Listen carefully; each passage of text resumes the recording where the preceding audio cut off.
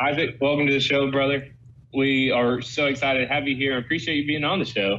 Just to start off with, who are you? What do you do? And where are you from? All right. Well, my name's Isaac Ostrom, otherwise known as Tile Coach on YouTube. And I've been a tile contractor since 2003 is when I got my contractor's license. I got into the trade around 1995, and I was just helping my uncle. And that's how I got introduced to it. My dad he was a school teacher, but he was always working on things around the house. He was kind of a stonemason. He could build stuff. He was a gardener. He pretty much liked to do everything around the yard. And we grew up in the hills, just on a couple acres. And so there was always something to fix. And so I grew up working around the house with my dad. So I had some construction knowledge, but not too much. And then when I was going to college, my uncle was a tile guy. And so I started helping him during the summers and some Saturdays and stuff like that. And so that's how I was introduced to the trade. When I first started doing tile work, I thought it was just really cool.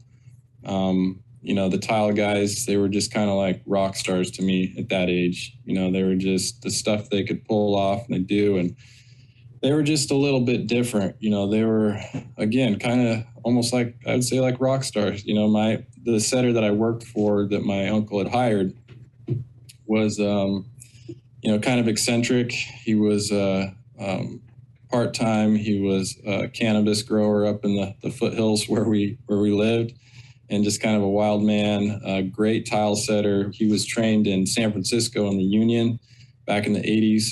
And so he had all the skills that, to be a really good tile guy. And so in our area, growing up in California, there's always been a lot of pride around the tile trade and probably other trades too, though, but I'm not too familiar with them. But, they had a big union presence, and we did some methods that were different than the rest of the country.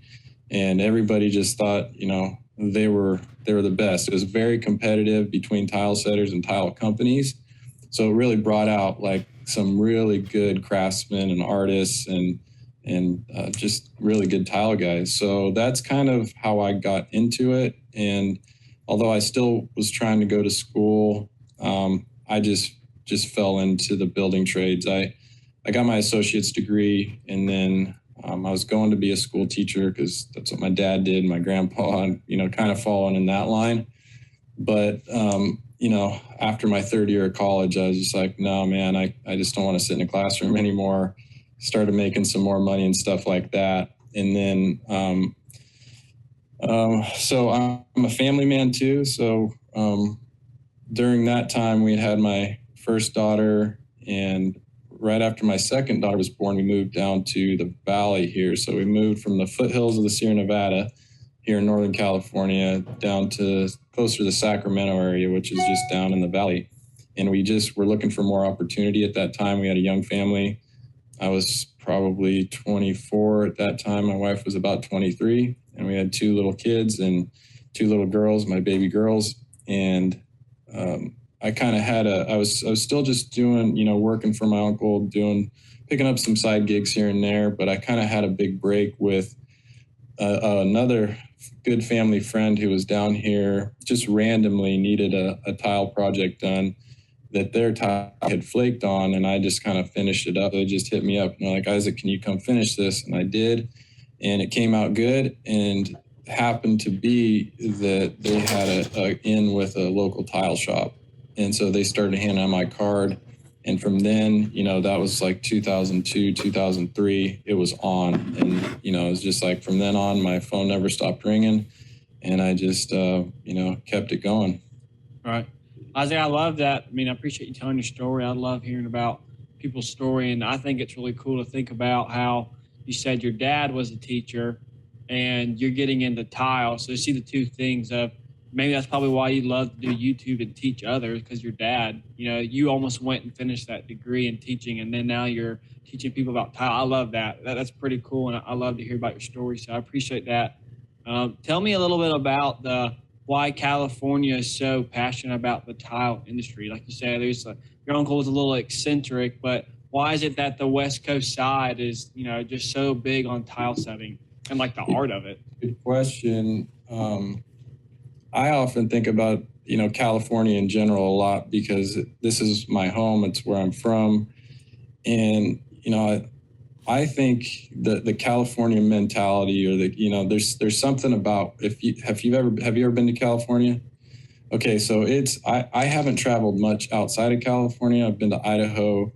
We were just in Indiana. I've been to Texas and a few other places. Haven't spent too much time traveling around, but there is something different about California. And I've often thought about like what makes California what it is. I mean, obviously it's a big state, right? 1 in every 8 people, I believe, lives in California in our country. That's how big it is. And so, yeah, it's, you think about that, you go, wow. But, it's always attracted like innovation. We've had Silicon Valley, we've had the gold rush, we've had Hollywood. We got all of this stuff that's come up, the arts, the culture. And I think it goes all the way back to the pioneer days when, people were getting away from whatever and trying to make a better life for themselves, whether that was a gold rush or, coming from all over the world to Silicon Valley where the computer, the internet was born, all of this innovation technology. I think it has just always attracted like this highly competitive atmosphere of people wanting more. And so I think that just kind of has gone into the tile trade. Same thing. It's just like, people want to be the best.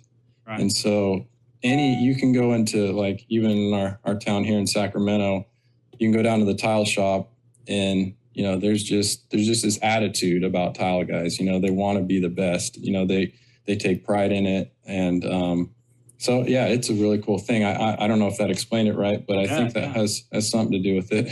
Yeah, I love that perspective. That's a really cool outlook on it. And that makes me think about, the other thing you mentioned was there's like a tile setting union. And that's not even heard of where we are in the South. So tell us a little bit about that. So I never got into the union. There's still a pretty strong union. Union has declined, union membership, I believe, has declined over the years. It's not as strong as its heyday in the 80s and the 90s. But it basically made what it did for Northern California, and I believe in Southern California too, is that it made standards for installation that were taught down and passed, to the apprentices and to the helper, and then they became the setters. And so these methods were passed down. So, we float, I grew up floating our walls, which isn't done anywhere else in the country. A lot of mud work. We have hot mops, which is different. I think it was a really good way of teaching a lot of different people. So the methods got standardized and passed down, which it doesn't, I don't know. Now with so much information out there with YouTube and Instagram and people sharing ideas, I think it's kind of leveled that playing field where now everybody has access to seeing different methods and what the best methods and what people are doing. But yeah, I think that played back in those days, I think it played a part in creating the tile culture here in California. You brought up YouTube, and you have a pretty good YouTube channel going on and growing. Every time I look at it, you keep on getting more subscribers to it. So what made you want to start a YouTube channel in the first place and kind of branch into that category? Yeah, so it was, I had a friend who was just trying to help me with some marketing. And so, back in 2010, he was doing a few other things for me. He was doing some cold call. The economy at that time was tough, right? Like 2010, we were scraping the bottom of the barrel for jobs. It definitely wasn't like it is now. So I had gone just to myself and a helper.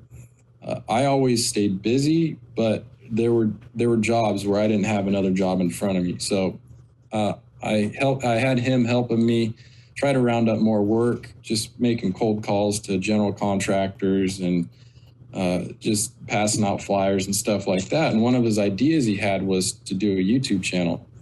And he said, if you can make a YouTube channel and kind of present yourself as an industry expert, he said, this will really help you get more jobs. And so he said, he told me, he said, just make a video on some tutorial, something that you do in tile, and we'll start with that.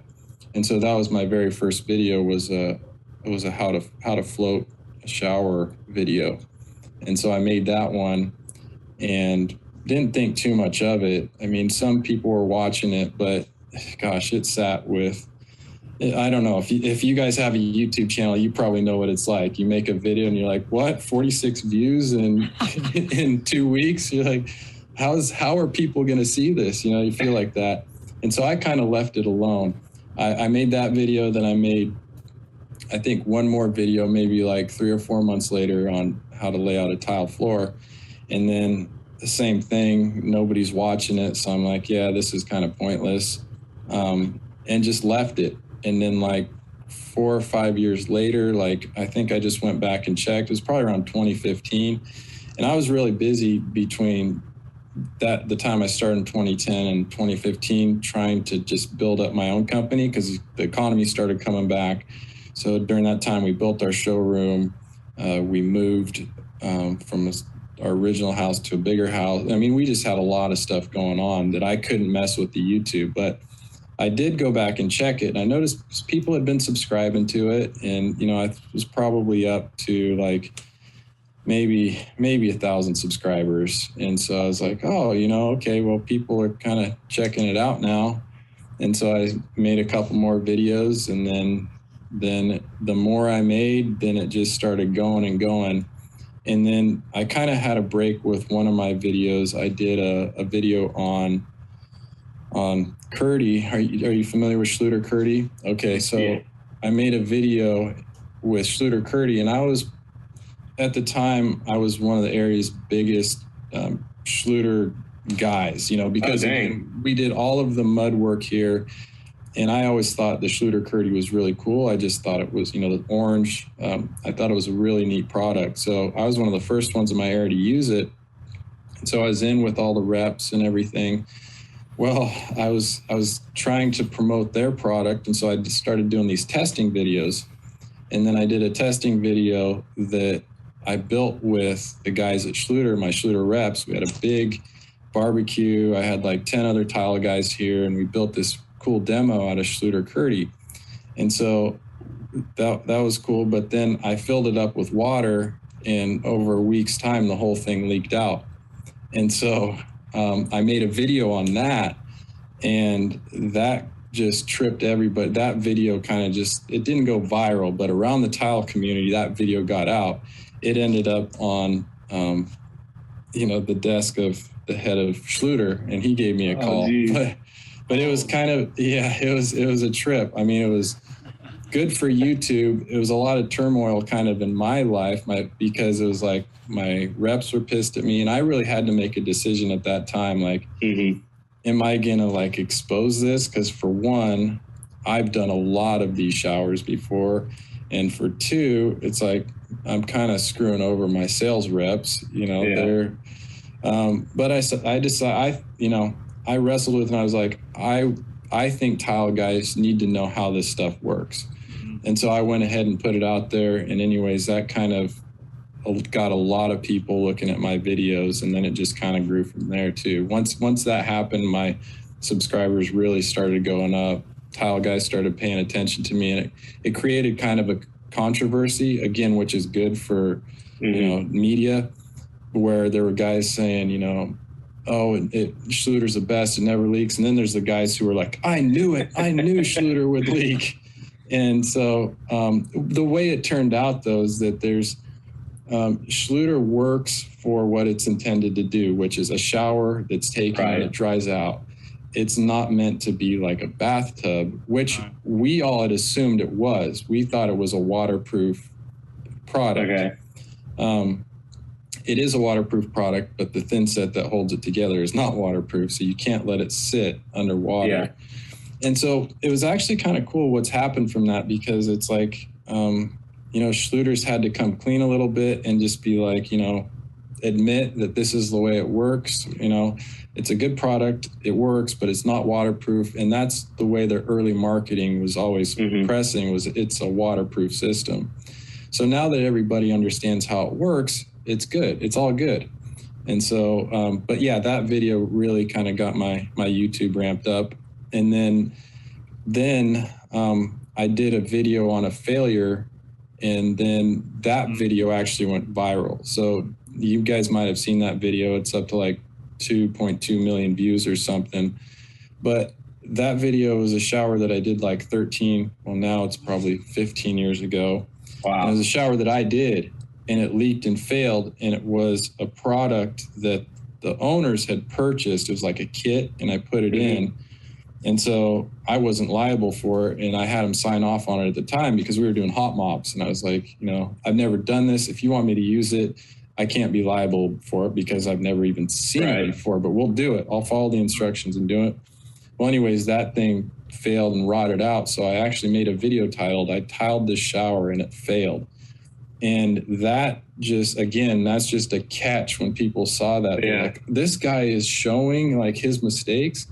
And then that video went viral and I got a ton of subs. And I went from like 10,000 subscribers to like 30 in the matter of like a week. I mean, that's it was just crazy. like every day. Yeah, it just shot up. I think it shot up to 1 million views in like a week. It was crazy. That is wild. Oh my gosh. I just got, sorry, go for it. Oh yeah, I was going to say. And so anyways, then I knew there was a little niche in YouTube. If you do YouTube long enough, you'll find they want to put you in a niche that's going to have like a group of viewers that are loyal and looking for what you specifically have to offer. YouTube is, because they want to pinpoint their advertising. So they want to get as fine-tuned of a viewership as possible with each channel. They want to get a demographic locked into your channel. So I found that the failure videos is what YouTube really wanted to see. So I always mix in, like, I try to get a failure video in like maybe once a month or once every couple months at least. And those videos do really good. And then I have my teaching videos kind of as fillers in there. And so I've got a pretty good system now. And, a lot of it's figuring out what YouTube wants you to put on your stuff. It's a great point. Yeah. I love that because, that was one of the things I actually wrote down. It was a different video, but I loved how you showed your failures. And from a different side, it takes a lot of self-security of going, like you kind of wrestled with that with the whole Schluter and the reps, like you talked about, was like, dang, do I really tell these guys? Like, do I put this out? I'm sure the internal, what you were thinking about while you were about to post that was a lot. But one of the videos I talked about is the one where you talked about you had a client that was very particular, and it was about the countertop, that there was a crack in the seam of the light. And I just loved how you went through it. You just said, it may have been my fault. I didn't show up to the meeting. I knew she was a particular client. I didn't communicate well. And man, I just want to give you kudos for that, because it just showed, hey, you're taking ownership, and sometimes you're going to lose money on it, but that reputation of what you did there really speaks volumes of who you are. So I want to give you kudos for that. But the other point I had was really cool. Is I'm reading a book right now. It's called Content Incorporated. I'm trying to get Walker to get into it. So I haven't started yet. Going to, though. There you go. But it's funny because you mentioned you're like 2 weeks and 46 videos. That's it. Like 46 people that saw the views, and you start to the rest, and I'm like, man, do I really want to do this? And I heard something the other day, and it's from that book, and it was talking about like to produce good content. It's a struggle. So it takes like just time and time and time. You have to be like relentless in how you do it. But I don't really know where I'm going with that, but I just thought it was pretty cool, those 2 points. Yeah. So one of the things with YouTube, and I have a lot of people that reach out and, they want to do a YouTube channel, and, they'll send me a video and I'll check it out and give them tips. And one of the things that I think people miss most often is they try to be somebody who they're not. And I tell them, I say, man, YouTube just wants you to be authentic, be yourself, and just be okay with that. A lot of people want to just, do all this stuff and like be in your face or And I'm going, dude, that's not you. You got a great personality. Just be who you are. And if you are excitable and loud, hey, that's who you are. Run with it. Don't try to be chill and quiet. But that's one of the things that I always tell people, be authentic, be who you are. Don't try to portray yourself as somebody you're not, because YouTube and the viewers will see right through it. They'll just click off of it. I mean, it's a competition. And that's the thing. When you start making videos, you got to look at it like, hey, this person who's watching this video has millions of other videos they can be looking at. So you got to catch their attention within that first 10 seconds. Don't drag it on. Get to the point. Don't start throwing up your logos and all this stuff. And, no, get to the point of the video, hook them in there with what's going to happen in the video, and just be straight about it. And don't use clickbait. Don't do any of that stuff. And then you'll get that viewership that wants to see you, because now they feel connected with you because you're being real. And so that's my main advice for people who are, in those early days, because it's tough. And to be honest, most people just say to hell with it, because it is hard. It's not only hard work doing it, it's hard work doing it and not getting any reward for it. And not just not getting a reward for it, but there's there can be a lot of negative feelings about putting yourself out there too. Things that, you'll lose sleep at night and go, man, should I have said that? Or, you'll get the comments coming in and you're just like, oh man, I shouldn't have done that or this or that. So it is hard work, but for me, it's paid off. The persistence is paid off. So I think everybody has to answer that for themselves, whether they're willing to, run the gauntlet with the YouTube thing and really make it work, because there's a lot of other things you can do for money. Believe me, there's things that, there's times when I go, man, if I just put all this time and attention in that I do for my YouTube into my regular contracting job, I'd, be a multimillionaire. But, I love it. I love the I'm a competitive person. So I love that competitive, if I see myself getting kicked down, I want to get back up and I want to just keep going. And I also I like being creative. To me, it's a creative outlet. The way I shoot my videos, the way I produce them, the way I teach them, the way everything about it is like a creative process that also has the viewership involved, because they're kind of, again, your audience is also shaping what your content is too, because without them, it wouldn't happen. So you put it out there, you see what sticks, see what people like in general. And then it's like a collective effort of creating this content. And to me, it's a form of art. So I really enjoy that part. And if I ever get sick of it, one day, then, that'll be it. But it's going good now. I love that, Isaac. I think you had a ton of great points in that. And one thing, me and Davis, like I said, we said earlier, I think it's our 31st episode that we're coming out with, something like that, or 30 something. I know we've done over 30.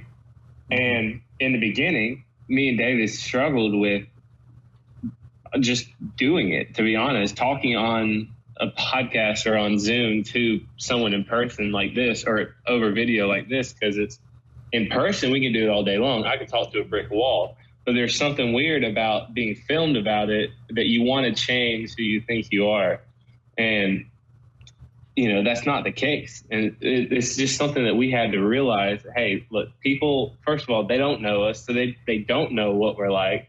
And so that we don't have to try to hide anything because they've never met us before. And second of all, you can't keep up that facade going long enough, because eventually it's going to come out and people are going to be like, oh, wait, so who is this guy that we're listening to, right? Is he Walker, or is he this facade or fake, look that you put out? And I love that you're saying that, because I feel like a lot of people on YouTube they want to be like someone else. They see all these different YouTube channels that are doing really well.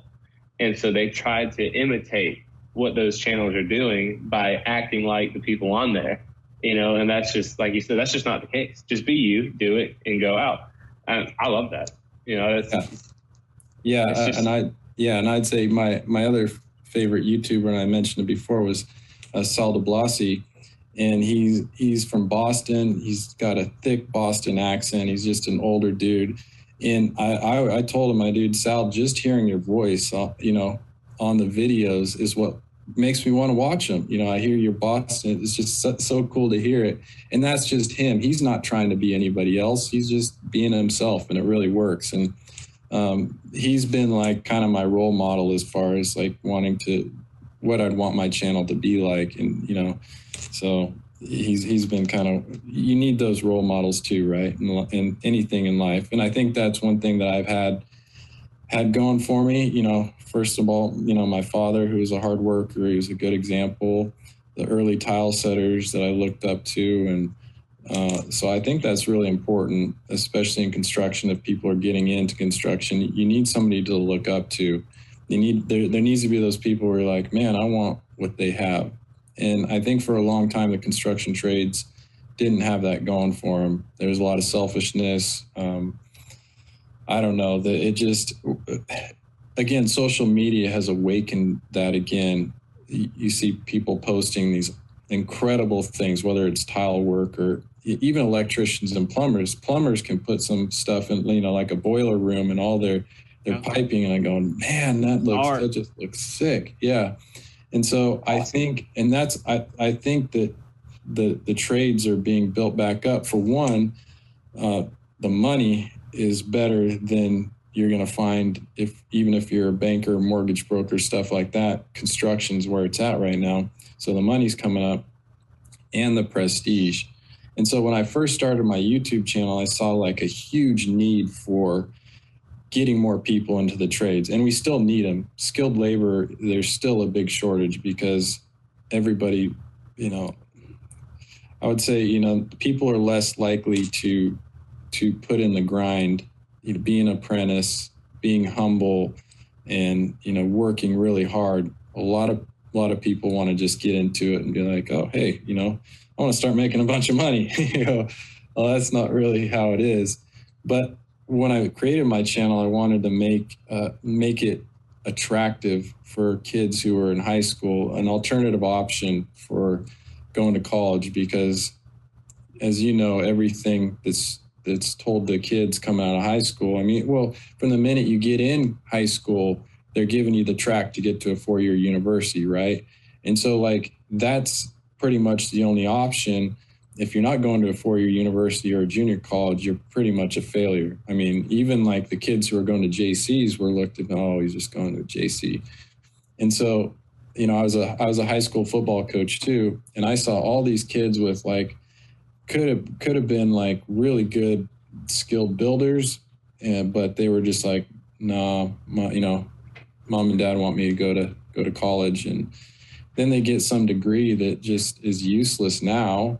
And so the point of my, you know, early in the YouTube channel was to get, and you'll hear me in my videos talk about getting people into the trades, find another contractor that is reputable, that has a life that you want to have, and hook up with them, go learn from him, learn what he did, learn the skills that he has, how he interacts with people and everything, and then jump on in. But yeah, I think it's a lot better now than when I started my channel. It was like there was nobody getting into the trades. Now the money's so good that there's probably going to be a lot more people getting into it.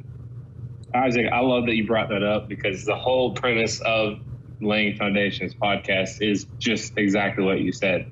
You know, me and Davis, we didn't know about really construction as a career. You know, we were both in different majors and ended up transferring, switching, ending up in construction. And we went the 4-year degree. You know, we went that route, but only to realize that, hey, we didn't necessarily have to go that. Davis almost went the trade route, you know, because he was like, I'm sick of this.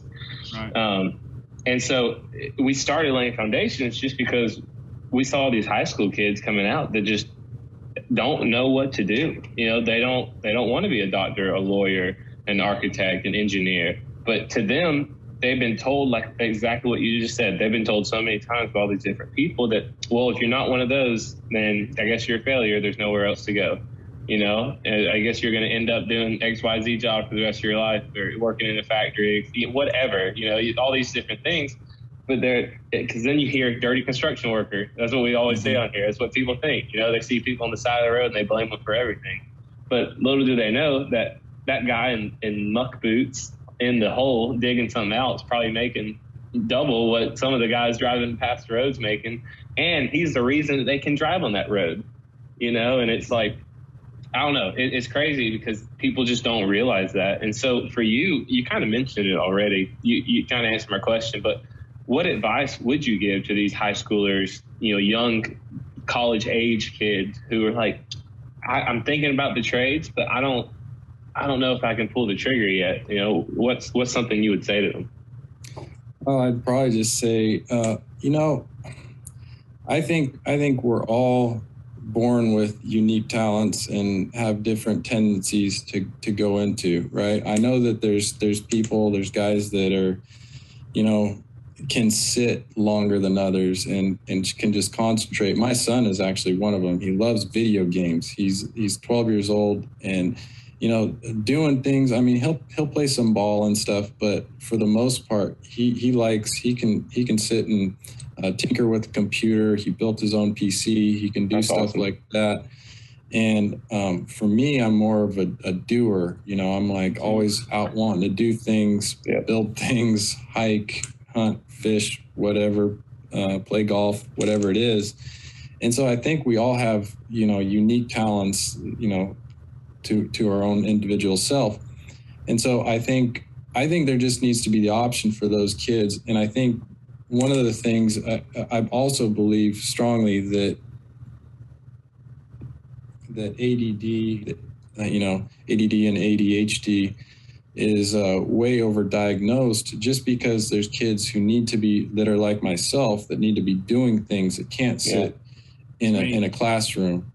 And so I think there just needs to be an avenue for those kids to be able to go and have a successful life without feeling like it's a step back. We're just wired a little bit different. So I don't think the trades are for everybody.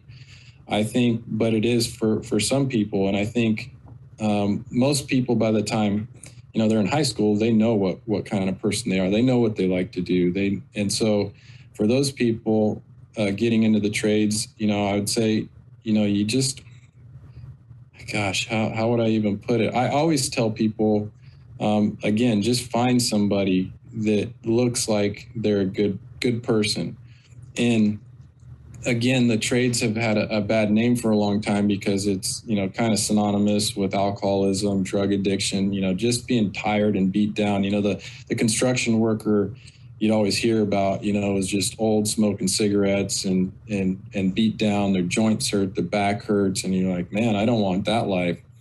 But it's changed a lot. There's a lot more awareness about alcoholism and drug addiction. There's better safety. We wear knee pads now. We wear respirators. Right. We wear eye protection, so you're not killing yourself. And so it's a lot different now than it was. I mean, there's a lot. You can have a healthy life in the trades. You don't have to, drink beer, a 6-pack of beer every day just to make yourself feel better after work. And so for me, I quit drinking when I was 24 years old. I've been clean and sober ever since. And so that's been, that's awesome. And so that's been a huge difference for me too, is that I always tell people, contracting, and if you're self-employed, it doesn't end after work. You usually have some phone calls to make. If you're drinking a lot, you're going to forget. You're going to forget those little details. You're going to forget what you got to do in the morning, this, that, and that. But I always tell people, look for a contractor that has what you want, whether that's a company, it could be a company and you see their trucks driving around and you go, man, those guys look like they have it going on. Or it could just be one guy you see in the Home Depot and just be like, hey man, you need any help? I'd like to help out, pay me minimum wage and I just want to check it out. But yeah, it's usually just jumping in there, but it takes the right person. Again, I wouldn't want to tell somebody who is more predisposition to be a desk worker or something like that. to go out and jump right in with a construction guy, because you'll just get eaten up. I mean, if it's not for you, and I guess you could always find that out too. You'll know real quick if it's for you. For me, I knew right when I started doing tile, I had it. And so I just started looking for people that could be those role models and do what they did. All right. Isaac, I love that. You know, you mentioned a lot of cool points I want to hit on really quickly. One of them, I love the talents of people that can sit and can't, because I'm one of those guys that, I don't know if you can tell, but I'm kind of already just like moving around. And, you know, for me, my fiance, she would tell me that you were literally just like born to go into construction, because I can't sit still for longer than, 10 minutes. And so I think that's exactly right. You don't want people that can't do it, because if you're more inclined, like your son, God love him, I'm glad that he can do that and sit there and tinker with video games and computers, because I can't do it. We need people that can. But if you're one of those guys that's just a go-getter and wants to get after it and be a little more physical, I mean, this is the industry for you. So I love that perception. And then also, that's one of the things we talked about too, of the misconception around trades, like you mentioned. I'll hit on it really briefly. Is there's more awareness and safety, and we need to do a better job of just, on each call me and Walker we're on, we try to mention that, construction is still number one in suicide, the number one industry in suicide. And so this industry, we're working, like you said, to change that perception, and we're working to help people realize that this is a better industry, but it starts with people like us that want to talk about it, and talk about, there are some difficulties in it, and we're not going to shy away from it, but go find the people like you mentioned. Go find that contractor that is a good dude or a good lady that wants to give you a shot, and go learn from them. And that's where I wanted to go, is mentoring, because you mentioned it earlier, and you mentioned it how, which I don't remember how to say his name, the Boston guy, but how he kind of mentored your YouTube, Sal, right? And what is that like for you? Because you've now been in the YouTube, and you've been working as a tile setter, and there had to have been someone on both sides talk to you and mentor you. I cannot speak, more highly of people that are willing to go teach younger kids that want to come into construction. What is that whole role like? Oh, it's incredible. I mean, it's one of the most enjoyable things that I've had is my brother-in-law, who's my wife's brother, Steve. He came on board in 2004.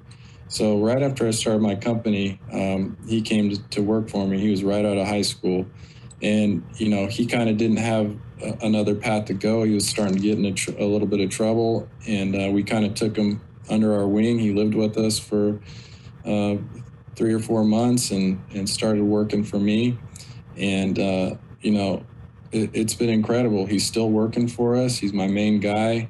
He makes almost $100,000 a year. Well, he might even make more than that, but he bought his first house 2 years ago here in California, which, that's not easy to do. That's hard to do. Yeah. And so seeing, to me, seeing that happen is incredible. And it's happened, numerous times within my company, seeing that happen. And to me, that's what it's all about. And on the other end, there were people that helped me. Like I said, I mean, even from that very first break that I got, doing the job that the other person had flaked on, they didn't need to go, handing out my business cards at their tile shop. And then, I met other people that just wanted to help. Another one, the guy's name is Jeff Albright, and they have a supermarket chain here, and he was their lead construction guy. And I ended up doing his house as a referral through that same tile shop. And then he just told me, he's like, hey, man, come down and check out this store. We're building these supermarkets. And at the time, I was like, no way, man, I can't do a supermarket. I just tile floors and countertops and showers. And he goes, no, check it out. So, and now that's been my best client year over year for like 15 years. And he didn't have to do that. He just saw something in me, and he was like, you got potential. And that relationship has been ever since. And so, yeah, there's just been people along the way. I believe in God. I believe, Jesus is at a big part of my life, and that's just part of it. I can't explain it. I wish I could. but it's a faith thing and a belief thing that it's just happened and it's worked out. So it's a beautiful thing. It's not just, wasn't just me out there. You know, you hear a lot of the motivational stuff that's like, oh, you got to just go get it. You know, you do it and you do more and you do more and you do more. It's like a lot of the times I think that's counterproductive. I think you got to take your foot off the gas, you know, pray a little bit, meditate, find out where you are, find out what you want, hook up with the right people, you know, network, treat people well, and let that stuff unfold, what God has for you, you know, what he wants you to be, your purpose in life. So that's kind of what I've tried to let happen through this whole thing. Yeah, I love that. And Walker, if I can, just real quick, the go get it and go get it and go get it, that kind of reminds me, I've been open on the podcast to talk about how God just changed my life. But during that time, you know, I feel like that's what I was. Just get it, like go, grind. And there's nothing wrong if you just want to work hard and bust your butt, nothing about it. But you miss this opportunity, like you said, to submit something that's bigger than yourself, to be able to go, you know what, I'm going to give the control up, and wherever it goes, God, I'm just going to trust in you. If you do that, holy cow, you know, that's a very freeing point in your life if you get to that. But I love that point. And Walker, I don't know if you had something, but I was going to keep going if that's all right. Go for it, brother. Okay, so we've talked a lot. We talked a little bit about, you know, the tile setting union. We talked about how you grew up through the trades and are working in your business, but also in YouTube. We talked about, you know, some talents in the high school realm of people going into the trades. Talk about a little bit of the technology and the product side, because I know there's probably been a huge shift from when you first started to the different types of products that are now out. I don't even really know how to really begin in this area, but what has it been like trying to figure out, okay, well, this is the product I use for this shower, or this is what I use for that. What has that been like as you've grown and your experience has gone, but you're also trying to figure out which product I use or which technology that best fits, you know, my business? Yeah. For me, it's been a lot of fun. The new stuff that comes out, I love trying new methods, new products, new ideas. And today, I think we have some really good systems that we're kind of taking over from the European way of doing things. Now we're using sealed systems in showers instead of the old pan liners where you got a saturated mud bed and everything has to weep. We're using bigger tiles. We got linear drains. We have, and so these sealed systems have allowed us to do some really cool things, like the linear drains, like the curbless entry showers where you don't have a lip going over, like putting in heated floors into a shower. That's one of my favorite things to do is when we do a heated tile floor that goes all the way through the shower up on the bench, and getting all that stuff done.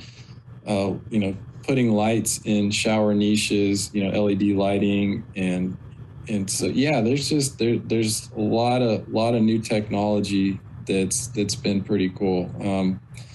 At first, again, because it was our the way we grew up here in California, I mean, there's a lot of resistance, even for myself at first, but I've embraced it since, and there's some really cool products coming up. There's a guy, his name is Chase, and he invented a drain. He's from Utah, and he invented a drain similar to a schluterkerdi drain. And that's all he does is the drains, and he sells them. They're interchangeable with any of the Schluter Latacrete systems. And he's just a dude from Utah who's a tile guy and just made it happen. That's and cool. It's incredible. Chase Twitchell, he's done an incredible job with Flow Effects. And I embrace the new stuff. And one of the cool things about my YouTube channel is that people just send me stuff all the time and I get to try it out. I mean, I got just packages laying around my office here that I haven't even opened because, they just send me and I get to open it. Oh, this is cool. Or, probably won't use this. but yeah, so much new technology. It's a lot of fun. Isaac, what's been your all-time favorite shower you've ever done, or bathroom that you've ever done for a client? Man, that's a tough one. And why? Or All-time. One of your favorites. It doesn't have to be your all-time favorite, but what makes a shower you step back and you're like, man, this is one I love. Yeah, I like tiles. I like tiles with personality. I like seeing what I consider like real tile. We're getting a lot of the big tiles that are just look like concrete or stone. And I just really like the look of a tile, like a printed tile or something that kind of looks, old school. We did a shower, I think I have a playlist on my YouTube that's called Summer 2020, Summer 2020 or May 2020, I think is what it was called, May 2020. We did it last year, kind of right in the middle of COVID, but it was this really cool shower. We did like this printed tile, and it had all of the different, and we did one big accent wall in the shower. It was like, I think it was like a 9 or 10 foot wide wall, 2 shower heads. And then it was just tricked out. Again, it had 2 big linear drains in it, heated floor, all that stuff. I'd say that's one of my favorites. And usually what makes my jobs favorites too is the clients that we're working with. We get to work with just some incredible people. That's one of the blessings that we've had through YouTube and just an abundance of work that's come in, that we really get to choose our clients, basically, for lack of a better term. And it's usually just this awesome relationship that ends up like family, and we work together. And so, yeah, that was Janice and Ernie Daniels, just incredible, sweet people. And so, that whole project just came out amazing. Yeah, I always say, good clients get good results. It's just the way it is. If they're a pain in the ass, the job hardly ever goes well. If they're stressing on little details and items, it's like Murphy's Law, man. It just goes wrong. So we do our best to, vet our clients and make sure we have that good relationship. And we're blessed, man. I mean, this job, there's just some days I go, I can't believe this is my job. It's like the perfect job. I get to work with whoever I want. I'm not stressed. I get to do YouTube videos when I want. I get to work, because that's the thing too, is, so we have 5 employees, and I probably could not work at all if I wanted to, but I really like to get my hands dirty every once in a while. But I don't have to do it all the time, right? It's like I get to choose what days I want to work and do a little project. So yeah, it's been pretty awesome.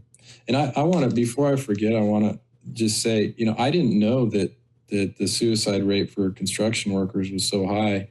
Yeah. That's a crazy statistic. I wonder if that's like self-employed contractors, or if that's just construction workers in general that makes that so high. I don't know, because it is construction can be a really stressful job, and I don't know. I'm so glad there's so much more awareness about mental health and people needing breaks and just take the foot off the gas every once in a while. I mean, I think that's what.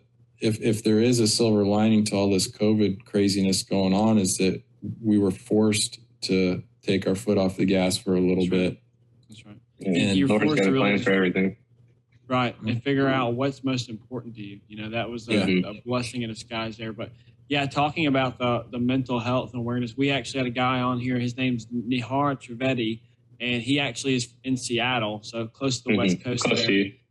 There you go. And he just wrote a research paper all about mental health and what it's like for tradesmen, and the statistics and stuff that he's working through, and the stuff that he does to prepare to go speak and just go talk about it. I mean, it's mind blowing. And I really getting to hear him.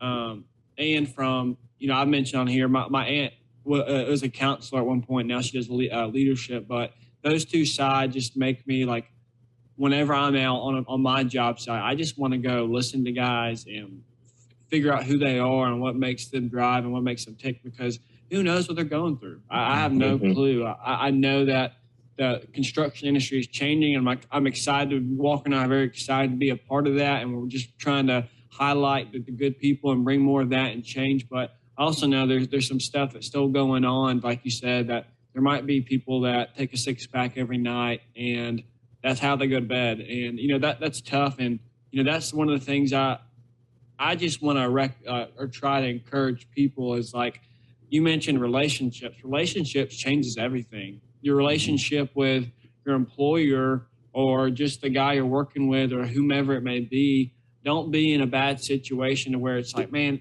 like I'm stressing over life this much or my job sucks. Like life's too short to stress out about what you do. And if you're not passionate about it, go find out. And sorry, Walker, I know you had something. No, man, I was just going to talk about, I was on one of the GCs I was working with over the summer. We had a guy that his desk was right next to mine. He committed suicide shortly after I left. He was in the military, and I think that was part of it, PTSD stuff too. But the crazy thing is, you would have never known. I talked to him every single day. Dude, happy dude, made jokes all the time, funny. Everyone loved him. He's great to be around. And then just one day didn't show up to work. It's just, it's crazy. Yeah. The construction trade, I think because we have, it's just task. You want to get this amount done in a day and you just shoot for it and you go for it at all costs. That it's like a hamster wheel, man. You just go and living like that day after day after day can really, really wear you down. And I mean, one thing I was at lunch today, I was noticing, I was watching the sports channel while we're eating, and they had a thing about Simone Biles, and she just said she wasn't sorry for what happened in Tokyo, she said. And I thought about it and I go, well, isn't that a cool thing for somebody to be able to just tap out, right? Be like, dude, I just can't handle this right now. Sorry. Time out. I need a break. I need to go home. I need to relax. I'm just stressed out. I can't deal with it. And that being okay, because we're not machines. I mean, we have a breaking point. We need that time. So my guys, my crew that I work with, every once in a while, one of my guys will just call me and say, hey, Isaac, I'm just not feeling good today. And, they don't make up an excuse. They don't say I'm sick. They just, I'm not feeling good today. And I'm like, okay, man, chill out, get some rest. If you didn't sleep, get some rest. We'll see you tomorrow. And I think, again, that's because I wasn't always that way. I think COVID did help with that, realizing that there's more to life than just the hamster wheel with everything, because we were forced to pause. We were forced to, we didn't have any more distractions. We didn't have work as a distraction. We didn't have sports as a distraction. We didn't have all this stuff that we used to keep our minds busy all the time, and it just had to shut down. And so with me, I just did a lot of reflecting, like, man, why are we doing this? Why are we working so hard? Why are we ignoring our kids and just working so much? A lot of that stuff came up during that, but I'm really grateful that we're at a place where people can say that, I'm not doing well today. I need a break. And that's just, I think we've come a long ways in that. And hopefully that does change that statistic of, people, going out. I mean, that's crazy, man. I didn't even realize that, but you don't know what people are going through. You have no idea what people are dealing with. And a lot of people who have money doing well, that are affluent. Yeah. And, if they're not feeling that purpose, and they're getting that isolation, it's not good. And that's one thing I love about our trades too, is that we get to work with other people. We're working together. We're not in a cubicle, right? We work with, shoulder to shoulder with somebody. I mean, those are my favorite days. We just did a project, a charity project, of somewhat charity project. We had some help on it, but we had to turn around this bathroom in 5 days. It was a lady who had a brain tumor, and we were trying to just fix her bathroom as fast as we could because of what she was going through. And there were 5 of us in that bathroom on the first day in one bathroom. We had the best time, man. It was just so cool. Just, we'd almost just trade off, and we worked like just a great little team in there. Everybody stayed busy, Right. But yeah, I love that part about being able to work with somebody. And that's another thing I got to tell all my people in the trades, and this goes along with mentorship. If you got it, man, get a helper. I mean, it makes it so much enjoyable to have an apprentice. And for one, you're teaching somebody. For two, it's just making it more enjoyable. You're not beating your body up as much. And it does take a little bit of effort to explain things. And that's usually what people complain about. They go, oh, man, I have to explain everything. I go, well, yeah, you do. But that passes. And then all of a sudden it's benefiting you. Now they know what to do without even saying it. But a lot of guys in the construction trade want to work by themselves. And again, I think that's part of the mental health thing that probably eats people up. If you're just grinding away in a tile shower for 8 hours a day by yourself, that's like being in solitary confinement. It's like, right. Mind numbing. Yeah. Behind bar. Yeah. Yeah, I mean, Isaac, I love that. Love you being willing to open up and share with us. And as we kind of wrap up, Walker and I always ask these last two questions. And so going back to the mentoring side and the high schoolers, I would want to ask you is, what are some qualities you would tell to give young people that are trying to come into the industry? What are some qualities that you think they should have? I would say punctuality, being on time is probably one of the most important things. Being reliable, being, where you say you're going to be there. Having a vehicle is probably one of the biggest roadblocks we see now with young people. And I don't know what that is. I mean, when I was younger, everybody just got cars and that's what we did. Now it seems like younger people are less likely to get their license, when they're sick, they wait a little bit longer to get their license. I don't know if they don't see the need to, or maybe their parents are a little overcautious or something, but it seems like we have a lot of trouble with transportation. And that's one of the biggest keys to being hireable is having reliable transportation. So yeah, being on time, being early, it's okay to be early. That was taught to me early on. It's okay. Be 10 minutes early. You're not going to hurt anybody's feelings if you're 10 minutes early.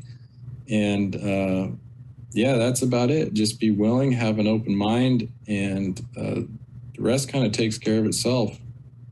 I love that. I always go back to when I have a meeting or anything, I always go back to the saying, it's like, when you're early, you're on time. When you're on time, you're late. And when you're late, you're fired. Yeah. I always think about that when I'm about to have a meeting with someone. But Isaac, so the last question I always ask people, and hopefully this stumps you because we usually get some pretty good answers on it. But, you've been in the industry for a long time. You've been in business for a long time, and you live life for a long time. So you've seen a lot of different things that have been around.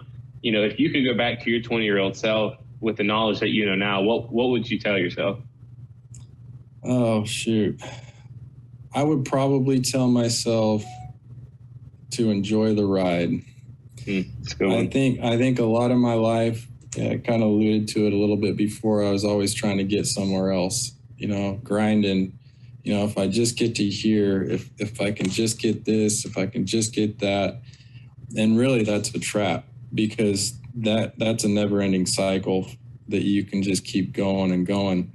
And I wish when I was younger, when I was in my mid-20s and I had little kids, I think I would have spent more time just enjoying it, mm-hmm. and not focusing so much on where I needed to get. But enjoying it a little bit more. I think that's probably what I would tell myself. That all of these, the path is what it's all about. It's not about arriving to some place. It's the journey to get there. That's and as I've gotten older, I've realized that. And then the little hiccups, the little road bumps that veer you off of the course where you thought you were going to go, actually end up being some of the best things that ever happened to you. And so that's some advice that I would go back and give myself. Just enjoy the ride, man. I love that, because Walker mentioned that early on with us about the podcast, and mm-hmm. kind of what you mentioned earlier. We joked about it. Man, we only got 46 views of these past mm-hmm. 2 weeks, but if we don't enjoy the ride, whenever we're able to say we get to we're having a crazy amount of views, that's great. But if we didn't enjoy it the whole time, then what was the point of doing it in the first place? So I love that. Walker has some good wisdom there, and so do you, Isaac. Oh, thank you, man. Yeah. Yeah. I mean, cause it could never, again, like I got my silver play button, 100,000 subs back in February, and it didn't take long before I was like, okay, what's it going to take to get 1 million? I mean, really, I mean, it can turn. Then I said, no, I'm really going to enjoy this. This is awesome.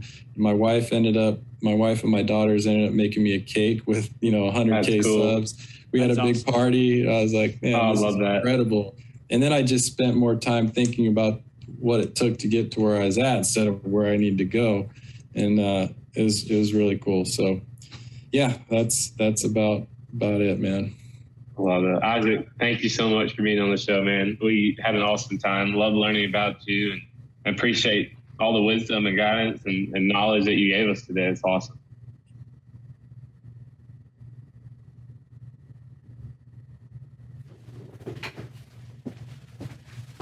Introducing